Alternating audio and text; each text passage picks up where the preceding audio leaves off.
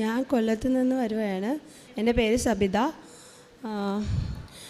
ഞാൻ ഇവിടെ വന്നതെന്ന് വെച്ചാൽ എൻ്റെ ഒരു അമ്മയുടെ റിലേറ്റീവ്സിൻ്റെ വഴിയാണ് ഞാൻ ഈ കൃപാസനത്തെക്കുറിച്ചും അമ്മ മാതാവിനെക്കുറിച്ചും യേശുവപ്പനെക്കുറിച്ചും ഞാൻ അറിയുന്നത്. കൊറോണ സമയത്ത് അച്ഛൻ്റെ യൂട്യൂബിലുള്ള പ്രെയർ കാണാനുണ്ടായിരുന്നു. അത് കഴിഞ്ഞിട്ട് പിന്നെ കുറേ പ്രാവശ്യം ട്രൈ ചെയ്തായിരുന്നു അച്ഛനുമായിട്ടൊന്ന് ഓൺലൈനിൽ സംസാരിക്കാൻ വേണ്ടിയിട്ട്. അങ്ങനെ കുറേ പ്രാവശ്യം ട്രൈ ചെയ്തിട്ട് കിട്ടിയില്ല. പിന്നെ ദൈവത്തോട് പ്രാർത്ഥിച്ച് എൻ്റെ ഹസ്ബൻഡ് ഫോൺ ചെയ്തപ്പം അച്ഛന് കിട്ടി, ലൈനിൽ കിട്ടി. അച്ഛനോട് കാര്യങ്ങളെല്ലാം സംസാരിച്ചു. അപ്പം എൻ്റെ ഹസ്ബൻഡിൻ്റെ ജോലി പോയിട്ടുണ്ടായിരുന്നു. ഡൽഹിയിലായിരുന്നു ജോലി ചെയ്തുകൊണ്ടിരുന്നത്. കൊറോണ സമയത്തിന് മുന്നേ വീട്ടിൽ വന്ന് ജോലിയിൽ വിളിച്ച സമയത്ത് തിരിച്ച് പോകാൻ പറ്റാതെ ഇവിടെ ആയിപ്പോയി. അങ്ങനെ ആ ജോലി നഷ്ടപ്പെട്ടു. അങ്ങനെ 1.25 വർഷം ജോലി ഇല്ലാതെ ഞങ്ങൾ ഒരുപാട് കഷ്ടപ്പെട്ടു. അങ്ങനെ ഇരുന്നപ്പോഴാണ് എൻ്റെ ഈ റിലേറ്റീവ്സ് പറഞ്ഞിട്ട് ഇവിടത്തെക്കുറിച്ച് അറിഞ്ഞ് ഞങ്ങളിവിടെ വന്നു ഉടമ്പടി എടുത്തു. ഞാൻ 6 നിയോഗങ്ങൾ വെച്ചിരുന്നു. അതിനകത്ത് എനിക്ക് 4 കാര്യങ്ങൾ സാധിച്ചു തന്നു ദൈവമാതാവും യേശുവപ്പനും. അതിലൊന്നാമത്തെ കാര്യം എന്ന് വെച്ചാൽ എൻ്റെ ഹസ്ബൻഡിൻ്റെ ജോലിയുടെ കാര്യമായിരുന്നു ഞാൻ നിയോഗമായിട്ട് വെച്ചിരുന്നത്. ഞാൻ പ്രാർത്ഥിച്ചു, എന്നെ ഈ നഷ്ടപ്പെട്ടു പോയ അതേ ജോലി തന്നെ നല്ലൊരു കമ്പനിയിൽ അതേ നല്ല സാലറിയിൽ തന്നെ ജോലി കിട്ടണമെന്ന് ഞാൻ പ്രാർത്ഥിച്ചു നിയോഗം എടുത്തു. 7 മാസത്തിനുള്ളിൽ തന്നെ എങ്ങനെയാണെന്ന് അറിയത്തില്ല, ഹസ്ബൻഡിൻ്റെ ബയോഡേറ്റ എവിടേക്കോ പോയി ആരുടെയൊക്കെ കൈമറിഞ്ഞു ഒരു നല്ലൊരു കമ്പനിയിൽ തന്നെ ആ ബയോഡേറ്റ എത്തിപ്പെട്ടു. അവിടെ എൻ്റെ ഹസ്ബൻഡിന് നല്ല ശമ്പളത്തിൽ തന്നെ അതേ സെയിം ജോലി തന്നെ, സിവിൽ എഞ്ചിനീയർ എന്നുള്ള സെയിം ജോലി തന്നെ അവിടെ കിട്ടുകയും ചെയ്തു. നല്ല സാലറിയും കിട്ടി. അതിനുശേഷം ഞാൻ രണ്ടാമത് വെച്ചിരുന്നത്, എനിക്ക് ഹെർണിയ എന്ന് പറയുന്ന ഒരു രോഗം ഉണ്ടായിരുന്നു. എനിക്ക് അറിയത്തില്ലായിരുന്നു. എൻ്റെ വയറിൽ എപ്പോഴും വേദനയും വയറിങ്ങനെ പെരുകി വരുന്ന ഒരു അസുഖമായിരുന്നു. അപ്പോൾ എല്ലാവരും പറഞ്ഞു എന്തോ അസുഖമാണ്, ഹോസ്പിറ്റലിൽ കൊണ്ട് കാണിക്കണമെന്ന്. ഞാൻ അത്ര കാര്യമാക്കി എടുത്തില്ല അത്. അങ്ങനെ ഒരു ദിവസം ഞാനത് ഡോക്ടറെ ഇങ്ങനെ കാണിച്ചു. എല്ലാവരും പറഞ്ഞുകൊണ്ട് ഡോക്ടറിനെ കൊണ്ട് കാണിച്ചപ്പോൾ ഡോക്ടർ പറഞ്ഞു സ്കാൻ ചെയ്യണമെന്ന് പറഞ്ഞു. സ്കാൻ ചെയ്തപ്പോഴാണ് അറിയുന്നത് എനിക്ക് ഹെർണിയാണെന്നുള്ളത്. അപ്പം ഞാൻ നിയോഗത്തിൽ വെച്ചിട്ടുണ്ടായിരുന്നു. ഇവിടെ വന്ന് ഉടമ്പടി എടുത്തപ്പോൾ ഞാൻ പറഞ്ഞു എനിക്ക് ഈ ഹെർണിയ എന്ന് പറയുന്ന രോഗം, ഓപ്പറേഷൻ എനിക്ക് പേടിയാണ്. ഓപ്പറേഷൻ ചെയ്യാതെ തന്നെ എൻ്റെ ദൈവമേ എൻ്റെ ഈ അസുഖം മാറ്റിത്തരണമെന്ന് ഞാൻ ദൈവത്തോട് പ്രാർത്ഥിച്ചു. അങ്ങനെ ഇവിടെ നേർച്ചയായി തന്ന പറഞ്ഞുകൊണ്ട് ഡോക്ടറിനെ കൊണ്ട് കാണിച്ചപ്പോൾ ഡോക്ടർ പറഞ്ഞു സ്കാൻ ചെയ്യണമെന്ന് പറഞ്ഞു. സ്കാൻ ചെയ്തപ്പോഴാണ് അറിയുന്നത് എനിക്ക് ഹെർണിയാണെന്നുള്ളത്. അപ്പം ഞാൻ നിയോഗത്തിൽ വെച്ചിട്ടുണ്ടായിരുന്നു. ഇവിടെ വന്ന് ഉടമ്പടി എടുത്തപ്പോൾ ഞാൻ പറഞ്ഞു എനിക്ക് ഈ ഹെർണിയ എന്ന് പറയുന്ന രോഗം, ഓപ്പറേഷൻ എനിക്ക് പേടിയാണ്. ഓപ്പറേഷൻ ചെയ്യാതെ തന്നെ എൻ്റെ ദൈവമേ എൻ്റെ ഈ അസുഖം മാറ്റിത്തരണമെന്ന് ഞാൻ ദൈവത്തോട് പ്രാർത്ഥിച്ചു. അങ്ങനെ ഇവിടെ നേർച്ചയായി തന്ന ഉടമ്പടി തൈലവും ഉപ്പും തേനും എല്ലാം ഞാൻ വിശ്വാസ പ്രമാണം ചൊല്ലി തന്നെ ഉപയോഗിച്ചു. അങ്ങനെ ഇരിക്കെ തന്നെ ഞാനിപ്പം പിന്നെ കുറേ നാൾ ഡോക്ടറിനെ കാണാൻ പോയില്ല. ഡോക്ടർ പറഞ്ഞു വരണമെന്ന് പറഞ്ഞിട്ട് ഞാൻ പോയില്ല. ഈ ഓപ്പറേഷൻ പേടിച്ച് ഞാൻ പോയില്ല. കഴിഞ്ഞ 2023 ഡിസംബറിൽ ഞാൻ ഹോസ്പിറ്റലിൽ ചെന്നു. ഡോക്ടർ പറഞ്ഞു ഒന്നും കൂടി സ്കാൻ ചെയ്യണം എന്ന് പറഞ്ഞു. ഞാൻ അങ്ങനെ പോയി സ്കാൻ ചെയ്തു. അത്ഭുതമെന്ന് പറയട്ടെ, എൻ്റെ ദൈവത്തിൻ്റെ അനുഗ്രഹത്താൽ എൻ്റെ ആ ഹെർണിയ എന്ന് പറയുന്ന രോഗം പെട്ടെന്ന് തന്നെ അപ്രത്യക്ഷമായതുപോലെ ഡോക്ടർ തന്നെ ഞെട്ടിപ്പോയി. ഇത്രയും പെട്ടെന്ന് ഈ അസുഖം ഇങ്ങനെ മാറി എന്നുള്ളത്. എനിക്കിപ്പോൾ ആ ഹെർണിയ എന്ന് പറയുന്ന അസുഖം ഇല്ല. എൻ്റെ അസുഖം ദൈവം എനിക്ക് മാറ്റി തന്നു. മൂന്നാമതായിട്ട് എൻ്റെ ഇളയ മകന് ജനിച്ചപ്പോഴേ ഹാർട്ടിനൊരു 6-7 ഹോളുണ്ടായിരുന്നു. അപ്പം ഡോക്ടർ പറഞ്ഞു ഇപ്പം ട്രീറ്റ്മെൻ്റ് ഒന്നും ചെയ്യണ്ട, പോകെ അത് ആ അസുഖം മാറുമെന്ന് പറഞ്ഞു. ഞാൻ നിയോഗത്തിൽ എൻ്റെ മോൻ്റെ അസുഖത്തെക്കുറിച്ചും ഞാൻ വെച്ചിട്ടുണ്ടായിരുന്നു നിയോഗം.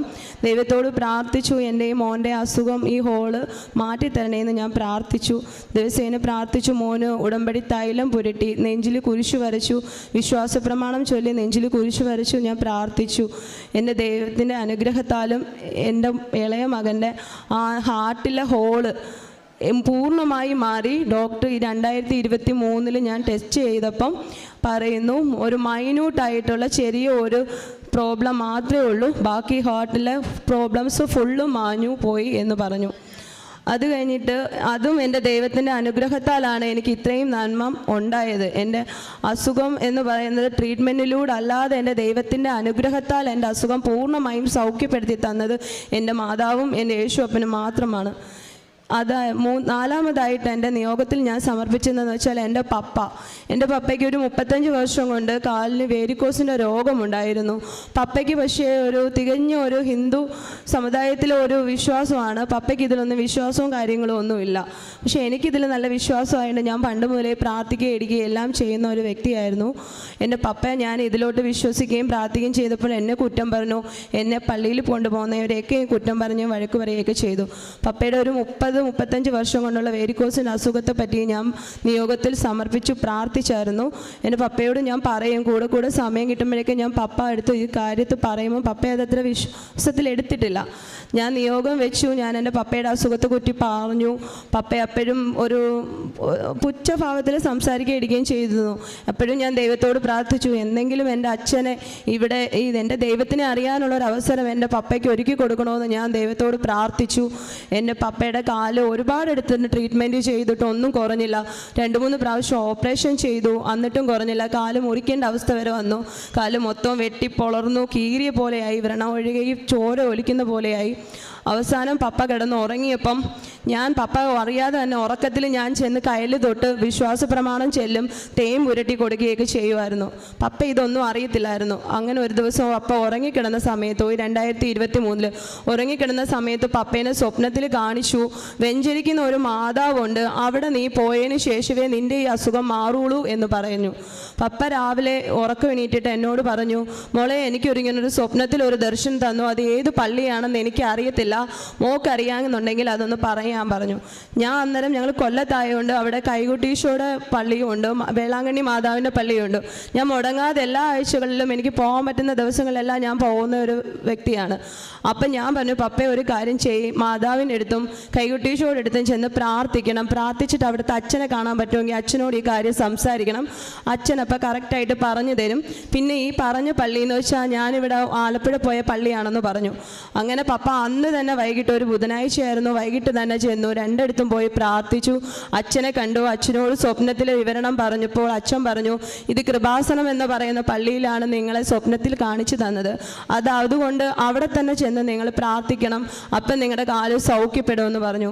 പിറ്റേ ആഴ്ച തന്നെ ഓഗസ്റ്റിൽ തന്നെ പപ്പ ഇവിടെ വന്നു ഉടമ്പടിയൊന്നും എടുത്തില്ല. ദൈവത്തിനെ അമ്മയെ കണ്ടു, യേശുപ്പനെ കണ്ടു, പ്രാർത്ഥിച്ചു. ഇവിടുന്ന് ഒരു ഫോട്ടോയും വാങ്ങിച്ചുകൊണ്ട് പോയി നല്ല രീതിയിൽ ഇവിടുന്ന് പ്രാർത്ഥിച്ചു വീട്ടിൽ വന്നു. ഇപ്പം തികച്ചൊരു വിശ്വാസിയാണ് എൻ്റെ പപ്പയുടെ അസുഖം, ആ കാല് മുറിച്ച് ചോര ഒലിച്ച് മുറിക്കേണ്ട അവസ്ഥയിൽ വന്ന പപ്പയുടെ എൻ്റെ കാല് പൂർണ്ണമായും സൗഖ്യപ്പെട്ട് ആ മുറിവ് മുഴുവനും കരിഞ്ഞു, പൂർണ്ണ ഒരു വിശ്വാസിയായി മാറി. ഇപ്പം എൻ്റെ പപ്പയ്ക്ക് ആ ദൈവം കഴിഞ്ഞിട്ടേ ഉള്ളൂ മറ്റേ എന്തും. ഈ 4 നിയോഗങ്ങളും എനിക്ക് സാധിച്ചു തന്നത് എൻ്റെ മാതാവും എൻ്റെ യേശുപ്പനും മാത്രമാണ്.